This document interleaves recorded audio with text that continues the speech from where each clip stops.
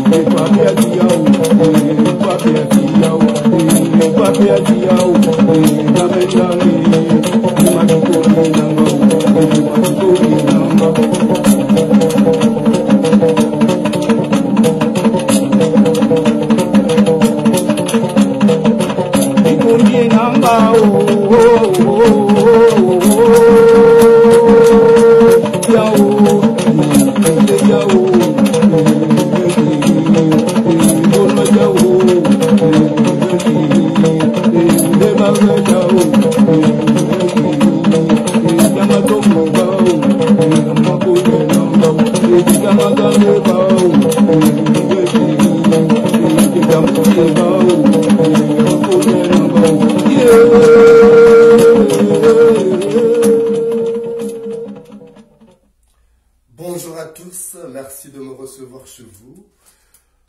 L'actualité reste dominée par cette crise post-électorale au Gabon, mais aussi par des décès. Nous avons appris le décès survenu à Libreville du révérend pasteur Gaëtan Pibi.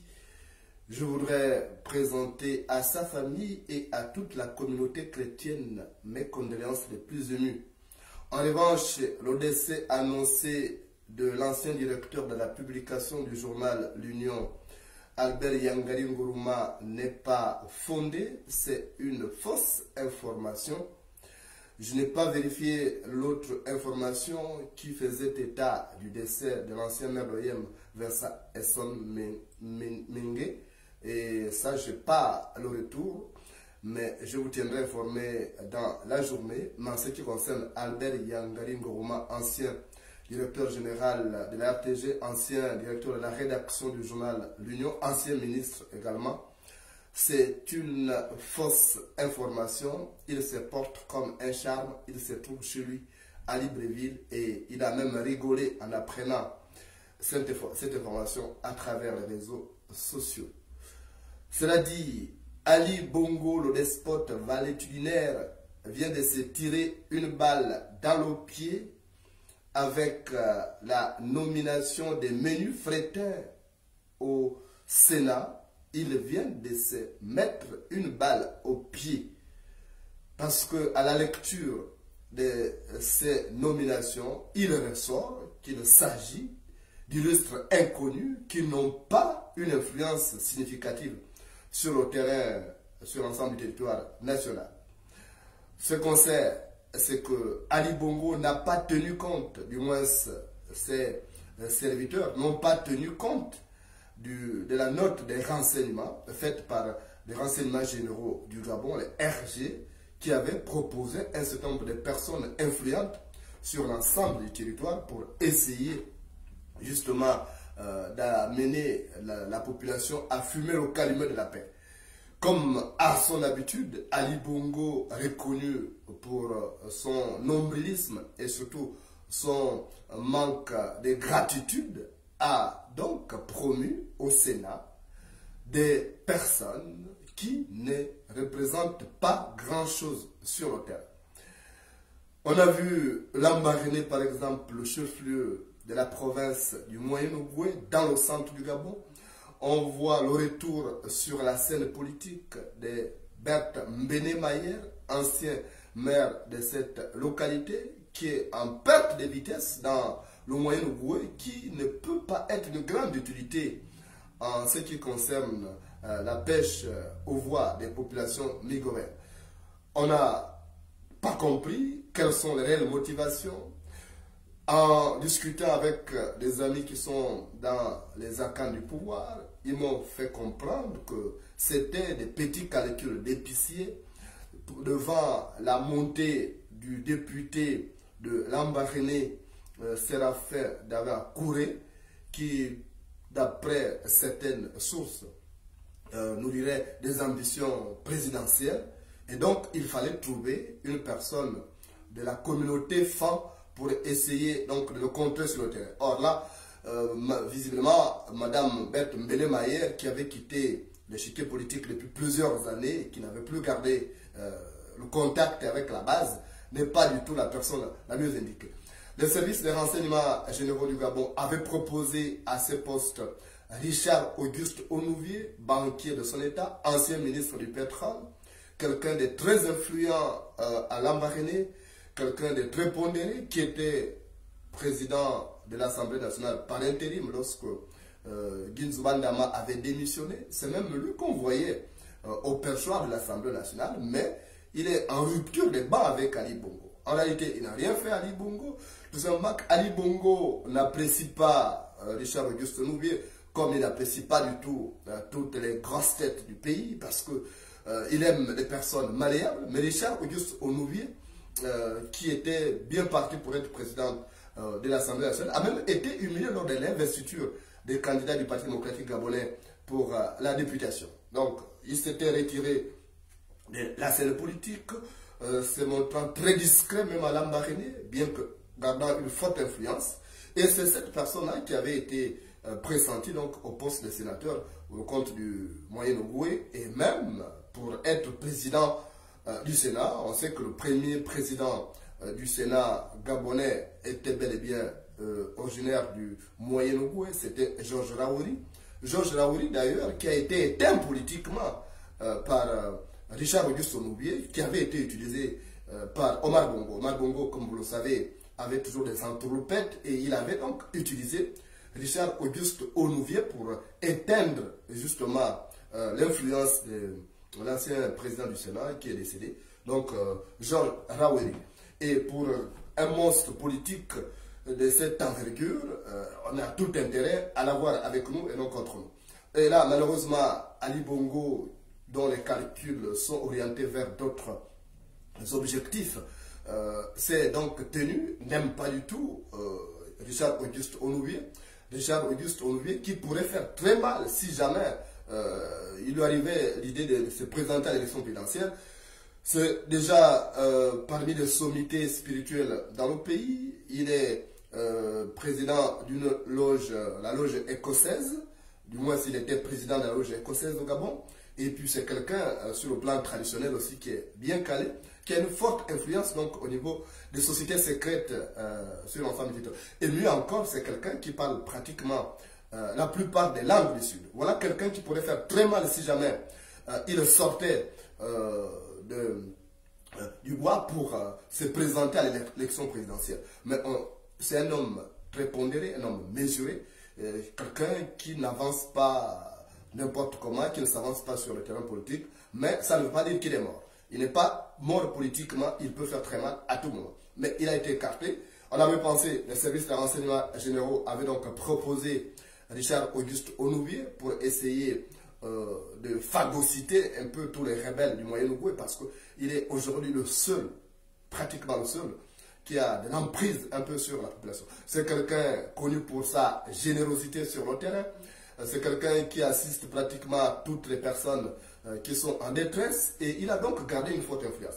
Malheureusement, son nom n'a pas été retenu par Ali Bongo, du moins Sylvia Bongo, dans leur calcul de vouloir apaiser le climat social sur l'ensemble du territoire, notamment dans le Moyen-Ogooué qui est le centre du Gabon et qui est donc le carrefour incontournable compte tenu un peu de son état de Gabon en miniature. Donc Richard Auguste Onouvier n'a pas été retenu et on a vu également certaines personnes qui avaient été proposées dans certaines localités. On a à la place de ces personnes-là proposé des menus fréquents qui en réalité ne présentent pratiquement rien. On sait qu'Ali Bongo ne compte pas sur l'élection, sur les voix des Gabonais pour se représenter en 2023 s'il est vivant, ou alors pour essayer de pousser son fils. Mais là, ça va être très difficile pour lui parce qu'il y a une grogne latente au sein du Parti démocratique gabonais PDG au pouvoir. On crie à l'égoïsme. On a constaté qu'Ali Bongo ne récompense pas souvent les bosseurs, comme on dit. Beaucoup de personnes mouillent le maillot lors des grandes joutes électorales, mais ils sont payés à monnaie de singe. Ils ne sont pas récompensés à leur juste valeur. On pensait que la jeune garde du PDG allait être promue à certaines responsabilités. Malheureusement, ça n'a pas été le cas. On pensait que les postes de sénateurs, les 15 postes de sénateurs nommés désormais par le président de la République par rapport ensuite aux modifications constitutionnelles intervenues. On pensait que ces postes-là allaient revenir à certains barons du PDG qui ont fait leur preuve de leur patriotisme et surtout de leur militantisme à l'intérieur du PDG. Mais malheureusement, ce n'est pas le cas. Vous avez donc ces personnes qui sont pas du tout récompensées, qui sont malmenées. Et donc, il y a une forte grogne aujourd'hui au PDG, au point où il est fort probable que toute cette frange-là puisse s'organiser pour présenter un candidat en 2023 face à celui qui sera investi officiellement par le PDG. Naturellement, ça pourrait être Ali Bongo s'il est en vie, ou alors son fils, comme c'est le souhait de sa femme, Sylvia Bongo. Donc, il y a de fortes chances aujourd'hui que le PDG arrive à une implosion, comme en 2009, lorsque Omar Bongo est décédé, parce qu'il était nombreux à avoir claqué les portes du parti, pas du tout content que ce soit Ali Bongo qui ait été investi. Et là, on va se retrouver encore avec une frange grandissante, justement, des contestataires qui ne se reconnaissent plus dans la marche du parti et surtout dans la gestion des ressources humaines à l'intérieur de ces partis. En tout cas, Ali Bongo n'a jamais été une lumière en termes de gestion des ressources humaines, on l'a vu, tout comme il brille par une méconnaissance du personnel politique même du PDG.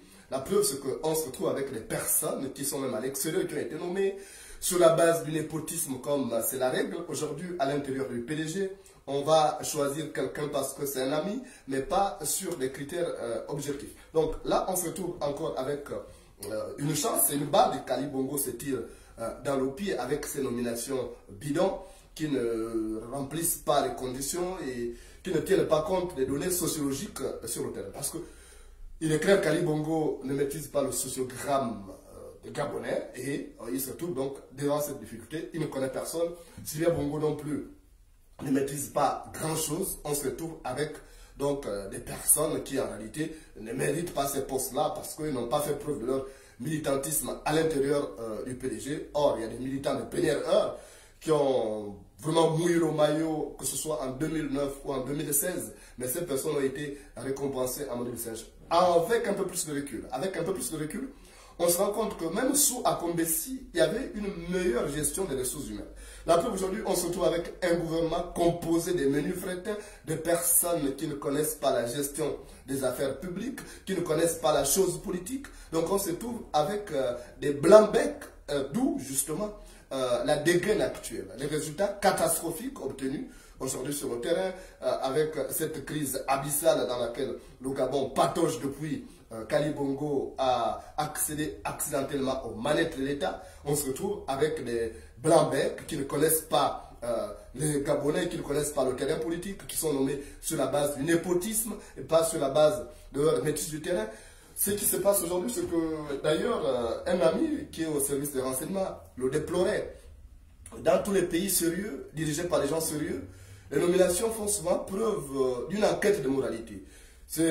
On renvoie au service des renseignements, on dit, on veut nommer par exemple Berthe Mbenemayer, je prends ce nom au hasard, on essaie de vérifier si derrière Berthe Mbenemayer ne traîne pas de casserole, si elle n'a pas de démêlés judiciaires, si son casier judiciaire est vierge.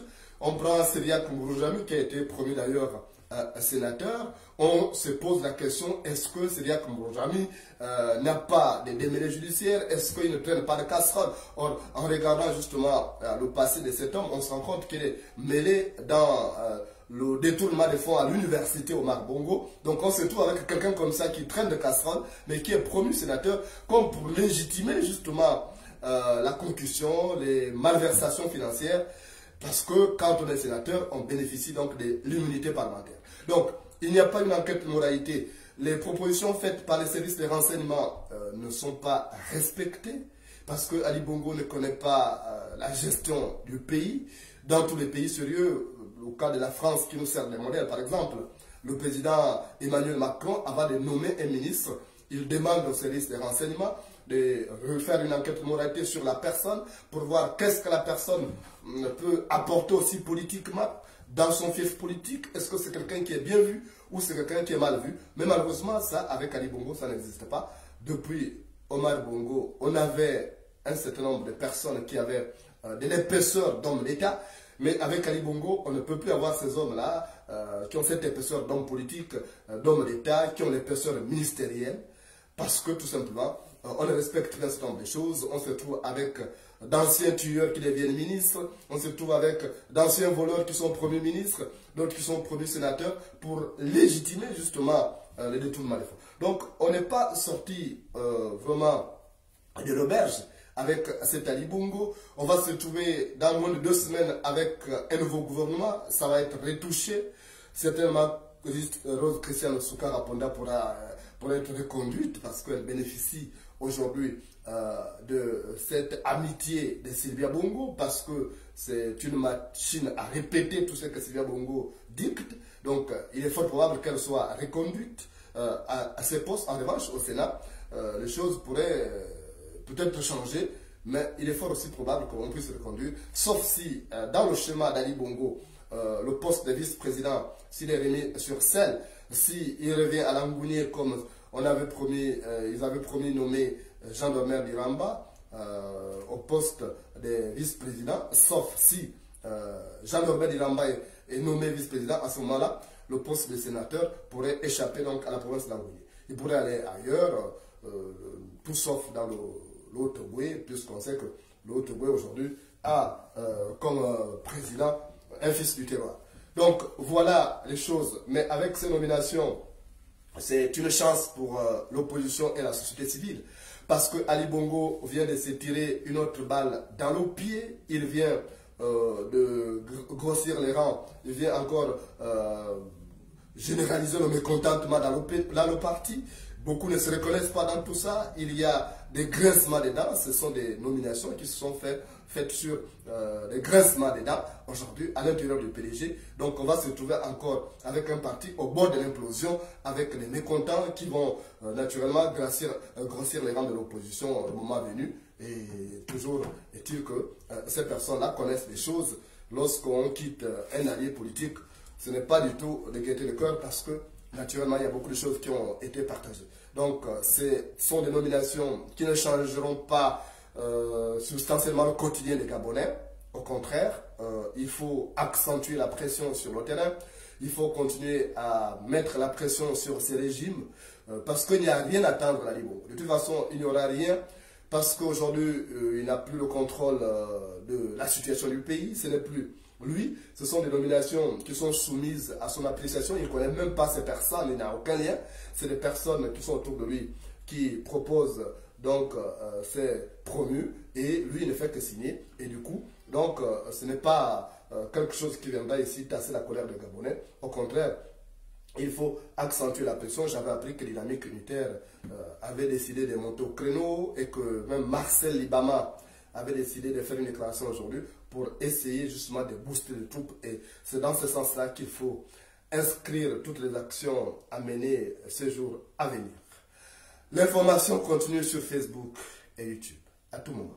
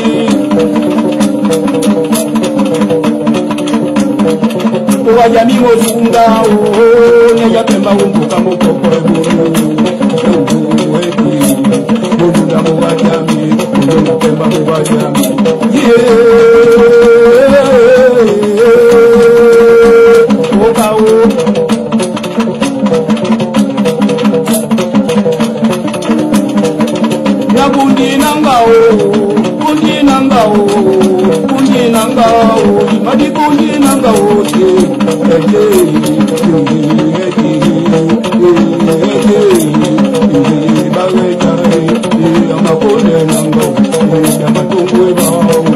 Yamakuwe